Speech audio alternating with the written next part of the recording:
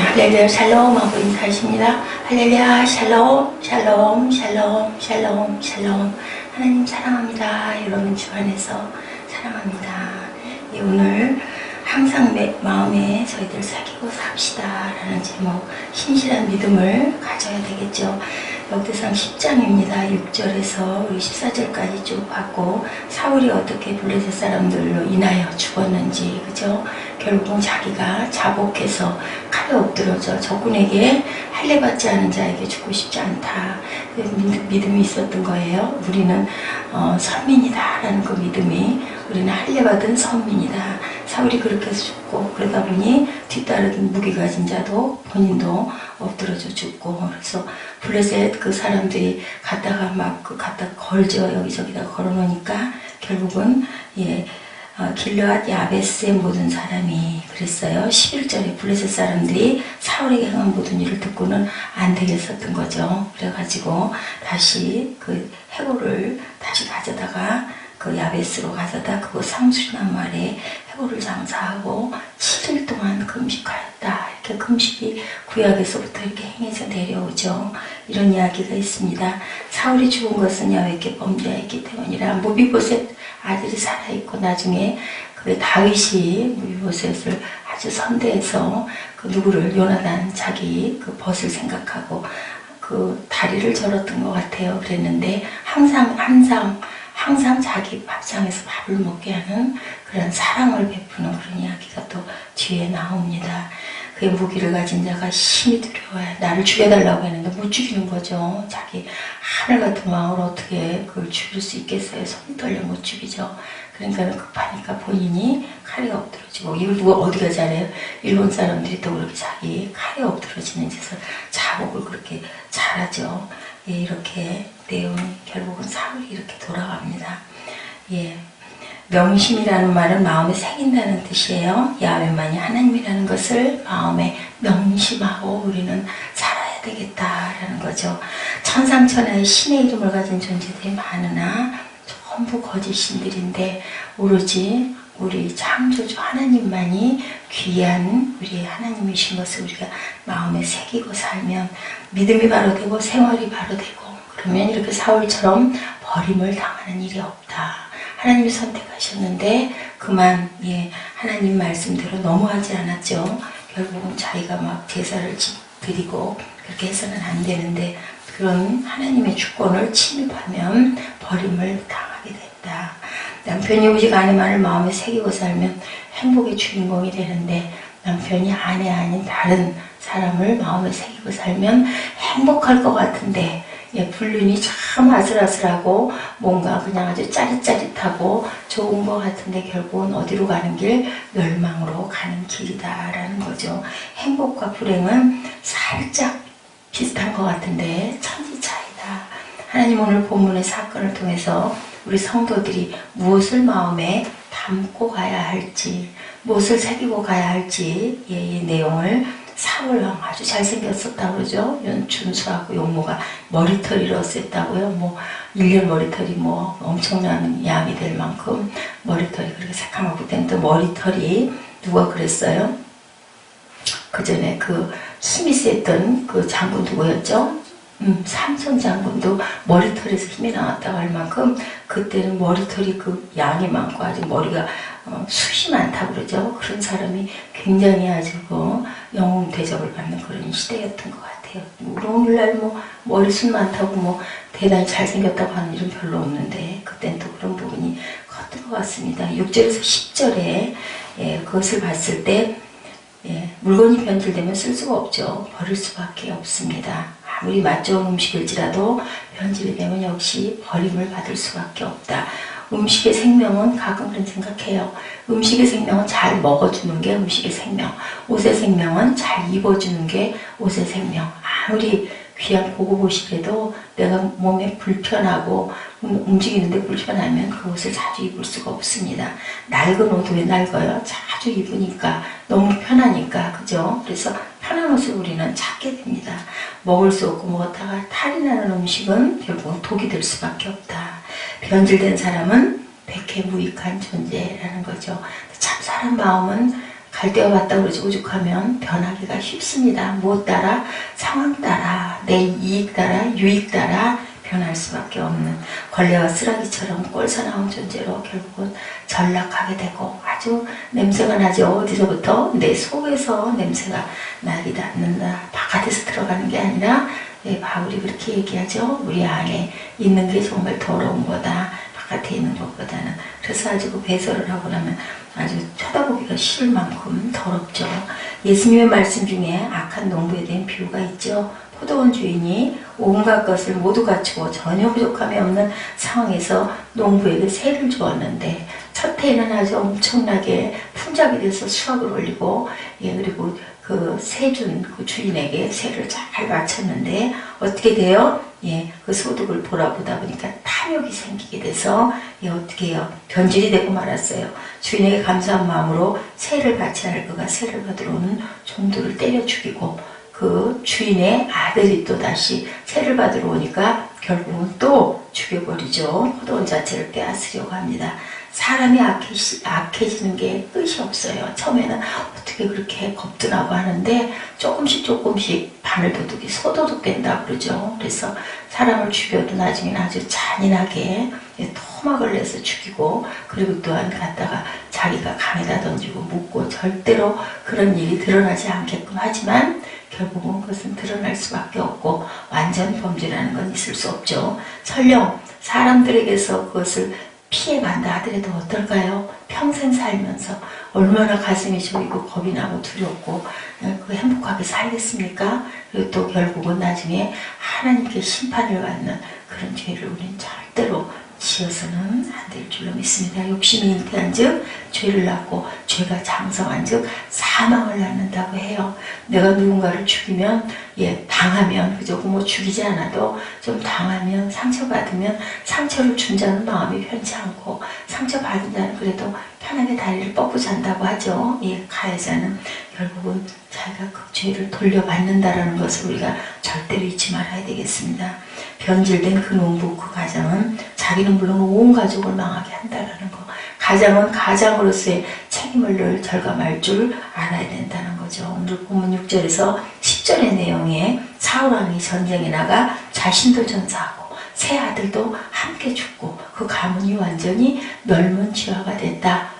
이 이야기입니다. 블레셋 사람 사울의 머리와 무비보셋이 살긴 했지만 결국 그 가문은 죽은 거죠. 머리와 갑옷을 취하여다 그 갑옷은 자기들의 신이 묘에 두었고 그 머리는 다곤의 묘에 매달게 됩니다. 동시에 그 온 집이 함께 망하였다고 성경은 증거하고 있습니다. 사울이 하나님께 버림을 받지 않았다면 그 가문이 그렇게 멸문지화를 당하지 않을 텐데 사울이 처음에 왕이 될 때 정말 아주 신실했죠. 신실한 하나님의 아주 아들이고 종이었었습니다. 그랬는데 부모에게 또 효성도 시극했던 아들이었고요. 선지자들과 섞여 예언도 하던 청년이었었어요. 사울이 아주 잘생기고 그런가 하면 그가 왕으로 제비 뽑히자 감당을 못하겠다고 스스로 아주 겸손하게 숨어버렸던 그런 겸손한 사람이기도 했는데 차차 왕권을 확립해가면서 권세의 맛이 들기 시작하니까 사람 자체가 변질돼 갑니다. 나중에는 하나님을 저버리고 무당을 찾아가고 잡신을 엄청나게 섬기죠. 심지어 악신에 붙잡혀 시달리기도 합니다. 겸손교만해져 겸손이란 그림자도 찾아볼 수가 없게. 근데 사울왕만 그럴까요? 우리 모두가 어젯밤에도 잠깐 나눴지만 제가 만약에 좀 아주 사람들이 오고 좀 이렇게 인정을 받고 했었으면 얼마나 교만한 성품을 갖고 있는지 그러지 않아도 지금도 그 교만을 언제까지 교만을 떨 거냐고 누군가가 얘기를 하는데 지금은 전혀 아닌 것 같은데 그래도 남이 보기엔 그런 것 같습니다. 시작은 좋았지만 끝은 아주 좋지가 못했죠. 가장의 책임을 전혀 마음에 두지 않았다. 자신의 가문에 대한 생각을 하지 않았다는 겁니다. 가장의 책임을 항상 마음에 새기고 살아가야 된다. 이것은 가장뿐만이 아닐 것 같아요. 자기가 해야 할 그 부분의 것을 잘 감당할 줄 아는 책임감 있는 사람, 어느 자리가 됐든 은혜의 보답은 열문둥병자가 예수님의 말씀으로 병고침을 당하고 9명은 절대로 돌아오질 않죠. 9명의 유대인들은 전혀 예수님께 다시 나타나질 않습니다. 택함을 받은 백성 한 사람만, 좁은 길이 그래서 좁은 길이에요. 다 똑같이 나왔는데도 그것을 감사해서 정말 달려와서 인사한 사람은 단 한 명밖에 없었다라는 거죠. 사마리아인, 그것도 유대인이 아니고 사마리아인 한 사람은 예수께 찾아와 사례를 했다. 예수를 만나면 인생이 변하죠. 예, 온전하게 만난 거죠. 그러면은 그 사람의 생명이 영원한 생명이 되었다라는 거예요. 예수님은 그의 사례를 받으시고 하나님께 영광을 돌렸다. 우리 모두는 영광 돌리기 위하여 지어진 존재들이기 때문에 주께 영광입니다. 모든 게 다 구주나신 것 자체가 하나님께 영광이고 그 영광의 날에 귀한 식을 하려 하니 사단이 우리를 흔들고 가만두지를 않죠. 아주 죽일 듯이 온 사방의 환경을 아주 쥐어 흔듭니다. 그냥 온전한 곳은 성전 한 곳밖에 없다 보니까 어디로 다 피신을 해요. 성전으로 피신을 하는구나 라는 생각이 들 만큼 정말 성전은 귀한 곳입니다. 우리가 생명을 바쳐서 우리가 지켜야 될 그런 성전 뿐만이 아니라 문이 열려 문턱이 낮아져서 많은 사람들이 왕래할 수 있도록 우리가 해야 되는 게 우리의 사명입니다. 이렇게 항상 하나님께 영광을 돌리는 그런 우리의 영혼들이 되어야 한다는 것이죠. 베드로전서 1장 9절에도 이렇게 영원히 구원을 얻었다. 내가 믿음으로, 이 말씀은 내가 믿음으로 영원히 구원을 얻었다 라고 이렇게 말씀을 하세요. 일어나 가라, 내 믿음이 너를 구원하였느니라. 이 말씀은 병이 나았다는 말씀이 아니라 병은 이미 나았고 우리 생명이 구원을 얻었다. 내 믿음이 너를 구원하였느니라. 말씀이 영적인 구원을 의미한다라는 것을 더 우리가 깊이 생각을 하고 우리가 감사할 때 그 감사를 마음밭에 깊이 새기고 변함이 없는 그런 아주 신실한 하나님의 자녀들이 되어야 될 줄로 믿습니다. 본문에 길르앗 야베스 사람들이 은혜를 오랫동안 옛날에 사울에게 한번 구함을 받았던 길르앗 야베스 사람들이에요. 보답을 하죠. 사울이 왕으로 즉위한 지 얼마 되지 아니하였을 때 암몬 사람 나하스가 무리를 거느리고 올라와 길르앗 야베스를 공격하려고 했을 때 야베스 사람들이 항복하고 섬기기로 다짐하지만 나하스의 요구는 오른 눈을 빼라는 것이었어요. 암담한 상황에 처했을 때 너무도 난감한 중에 사울왕에게 기별했을 때 사울왕은 온 이스라엘 자손 중 33만 명을 모집해서 암몬 사람을 격파하고 길르앗 야베스를 구원하는 아주 꿈같은 현실을 이루었던 그때 그 은혜를 길르앗 야베스 사람들이 결국은 그 사울왕의 희신을 가져다가 상수리나무 아래다가 묻고 일주일 동안이나 금식을 해주는 이렇게 은혜를 갚는 사건입니다. 그때 야베스 사람들은 사울왕에 대한 고마움을 잊을 수가 없었던 거죠. 은혜를 갚을 줄 아는 그게 인생이에요. 그죠? 강아지 개들도 그런다고 그러죠? 그 자기의 상전이 어딘가에서 죽으면 끝까지 그걸 지키고 따라가서 예화를 본 게 있어요. 14년 동안을 그 주인의 묘에서 떠나지를 않아서 나중에는 가족들이 어쩔 수 없어서 그 개에 밥을 날라줬다고 합니다. 옆에 집을 지어줬겠지 조그맣게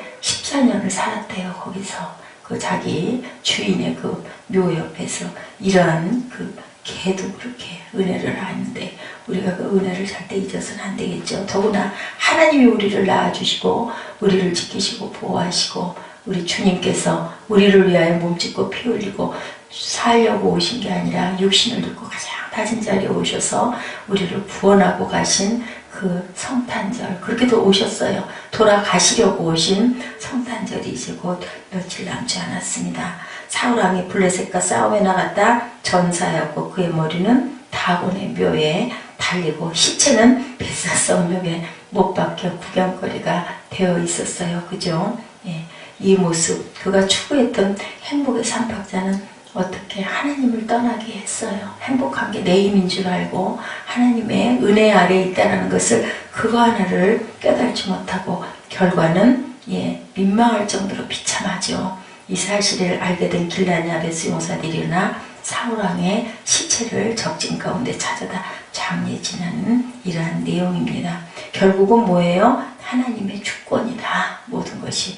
이 14절까지의 내용이 그러한 내용입니다. 한번 세례 요한에게 그의 제자들이 찾아와서 예수님께 얘기하죠. 네. 질투에 섞인 말로 아뢰입니다. 선생께서 증거하시던 그 세례자가 다 그쪽으로들 가고 이쪽으로는 침례 요한한테 오지 않는다고 그렇게 얘기를 하죠. 그랬을 때 딱 세례 요한은 얘기하죠.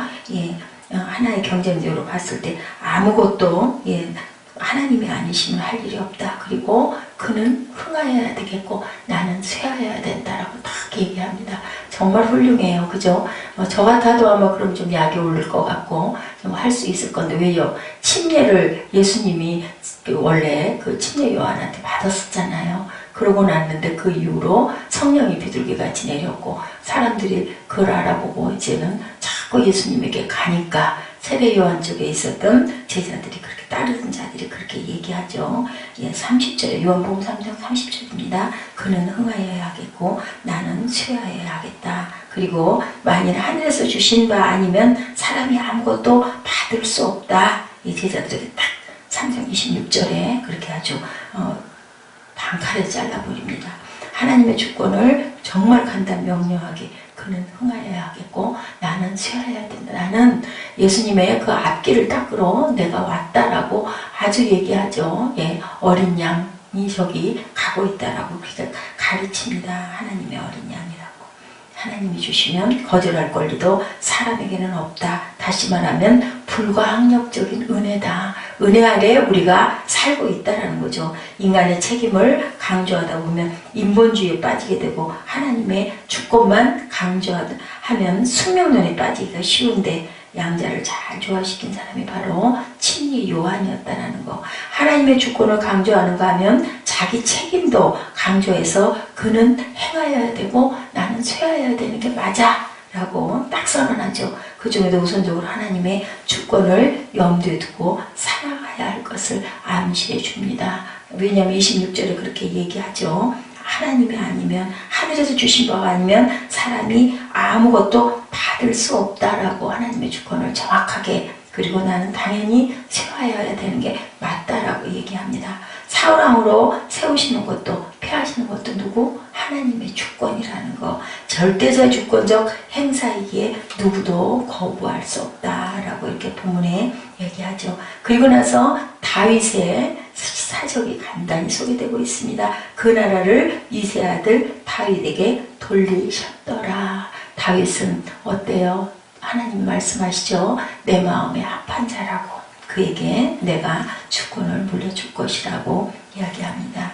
누가는 사도행전에서 이렇게 밝히죠. 그 후에 저희가 왕을 구하거늘 하나님의 베냐민 지파 사람 기스의 아들 사울을 40년간 주셨다가 패하시고 다윗을 왕으로 세우시고 증거하여 가라사대 내가 이새의 아들 다윗을 만나니 내 마음에 합한 사람이라 내 뜻을 다 이루게 하리라 하시더니 사도행전 13장 21, 2절입니다.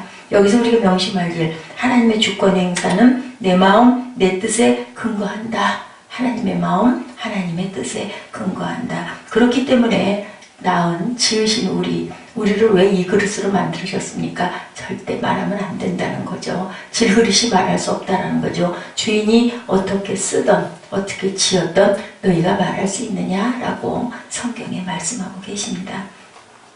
하나님의 마음에 거슬리는 사람은 패하시고 하나님의 마음에 합한 사람은 세우는 거. 하나님의 마음에 합한 다윗에게 나라를 돌려 그 뜻을 이루고 가시는 그러한 하나님. 그리스도인들은 항상 하나님의 주권을 저희들이 생각하고 가야 됩니다. 욥이 얘기하죠. 갑절의 축복. 우연인 게 아닌 거죠. 뭐라 그래요? 욥이 그 고통을 받는 도중에도 주신 자도 야훼시오 취하신 자도 야훼시니 야훼 이름이 찬송을 받으실지니다 라고 이렇게 고백합니다. 하나님 주권을 철저히 고백하고 순종할 때 갑절의 축복이 주어집니다.